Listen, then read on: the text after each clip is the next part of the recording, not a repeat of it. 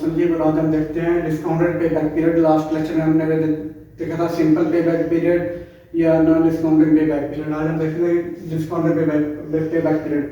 Similar वैसे ही है, इसमें थोड़ा सा डिफरेंस है कि हम जो कैश फ्लो हो रहे होते हैं उन्हें हम एक प्री डिटरमाइंड रेट के ऊपर पहले डिस्काउंट कर लेते हैं उनकी प्रेजेंट वैल्यू मालूम करने के लिए, और उसके बाद फिर हम उन्हें अकोमोडेट करके हम पे बैक पीरियड निकालते हैं। अब प्री डिटरमाइंड रेट क्या होता है? प्री डिटरमाइंड फॉर एग्जांपल अगर कोई कंपनी सिमिलर इसी प्रोजेक्ट के किसी और सिमिलर इसी प्रोजेक्ट के वो इन्वेस्टमेंट की हुई है और वहाँ से उन्हें जो रिटर्न मिल रहा है 10% या 15%, तो वो इसे एज्यूम करके उस रेट पे डिस्काउंट कर लेंगे। या कंपनी जो कैपिटल यूज करने पे कॉस्ट बेयर कर रही है वो rate as a predetermined rate use करते हुए वो कैश को डिस्काउंटिंग कर लेगी और उनकी प्रेजेंट वैल्यू मालूम करके फिर उसका पे बैक पीरियड मालूम कर लेगी। अगर हम इसकी डेफिनेशन देखें तो amount of time required for firm to receive its initial investment in a project from cash flow at predetermined discount rate.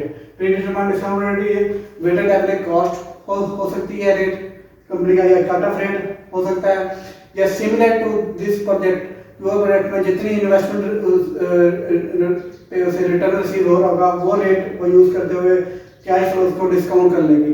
अब प्रेजेंट वैल्यू मालूम करने का कैश फ्लो डिस्काउंट करने का फार्मूला क्या है? PV equal to cash flow, जितना हर साल में कैश फ्लो होगा डिवाइडेड बाय 1 प्लस आर की पावर एन। अब यहाँ पे सी एफ क्या है? कैश फ्लो है जो हर साल रिसीव होगा, और आर जो है ना ये रेट है इन प्री डिटरमाइंड डिस्काउंट रेट जिसके ऊपर वो करेंगे, और एन क्या है? ये नंबर ऑफ ईयर्स है जिस साल का वो मालूम करेंगे, पहले साल मालूम करेंगे तो 1 आ जाएगा, दूसरे साल का मालूम करेंगे वो 2 आ जाएगा। और उसके बाद जब ये मालूम कर लेंगे तो फिर हम उन कैश फ्लोज को प्रेजेंट वैल्यू इनके डिस्काउंटेड कैश फ्लोज को हम अकोमोडेट कर लेंगे और वहां से हमें पे बैक पीरियड मिल जाएगा उसका।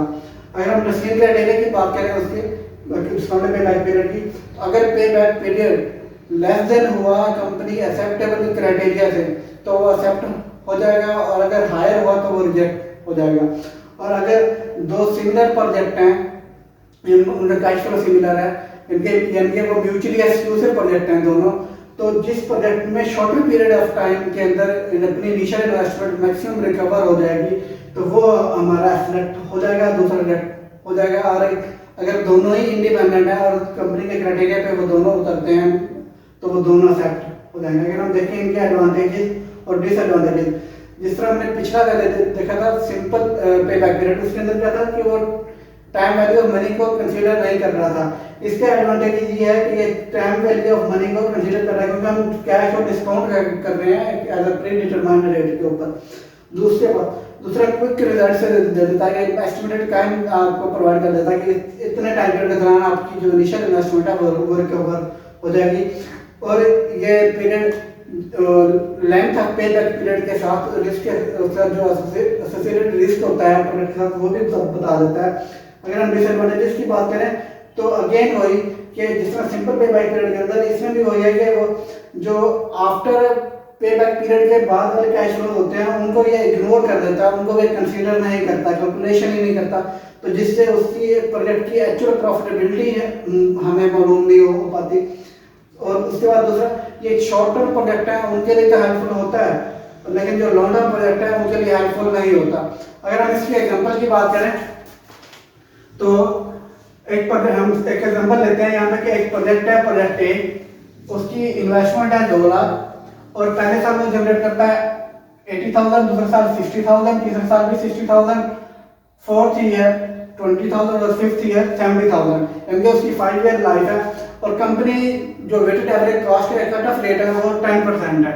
अब हम इसे डिस्काउंट करें, सबसे पहले करेंगे डिस्काउंट इनके ईयर 1 का रेवेन्यू डिवाइडेड बाय 1 प्लस 0 10 की पावर n, तो ये वैल्यू आ जाएगी 727.28। इस तरह दूसरे साल की ये आ जाएगी 49,586.78।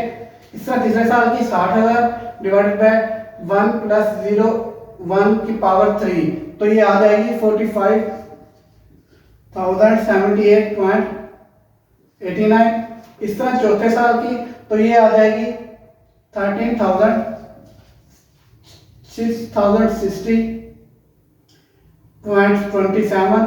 और इस तरह फिफ्थ ईयर की जब हम मुनम करेंगे तो वो आ जाएगी 43469.49। हम ये डिस्काउंट करेंगे तो ये हमारे पास वैल्यू आ जाएगी। ये हम मैंने पहले सॉल्व किया हुआ है इसलिए वो लिखा हुआ वैसे लिख देता हूँ।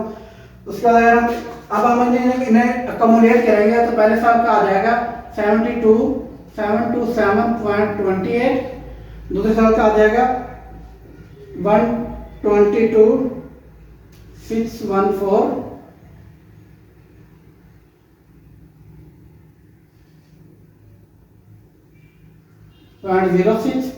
उसके बाद तीसरे साल का आ जाएगा 167,392.95। और 4 ईयर का आ जाएगा 181,053.22।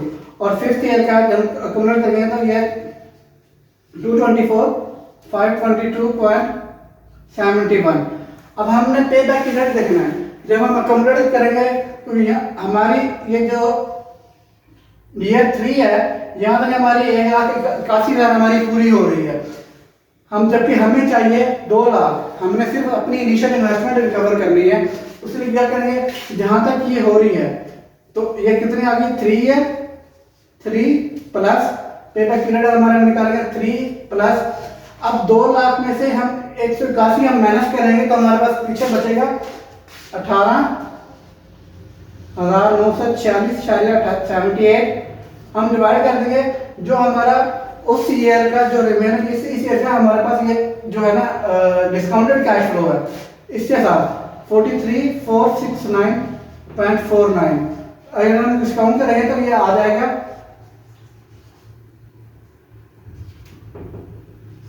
0.44। अगर इसे हम जमा करना है तो ये आ जाएगा 3.44 ईयर्स। तो ये हमारा पे बैक पीरियड निकल आएगा।